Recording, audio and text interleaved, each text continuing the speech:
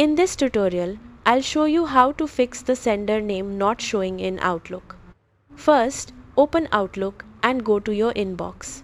If you're using Outlook on the web, click the settings icon, then select View All Outlook Settings. Go to Mail, then Layout, and check your message list settings. Make sure your inbox is configured to display the sender field instead of only the email address or subject. If you're using the classic Outlook desktop app, open the View tab and click View Settings. Select Columns and make sure the From field is included in your current view.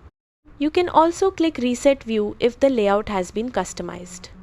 If the sender name is still missing, restart Outlook and install any available Microsoft Office updates, as display issues are sometimes resolved with the latest updates.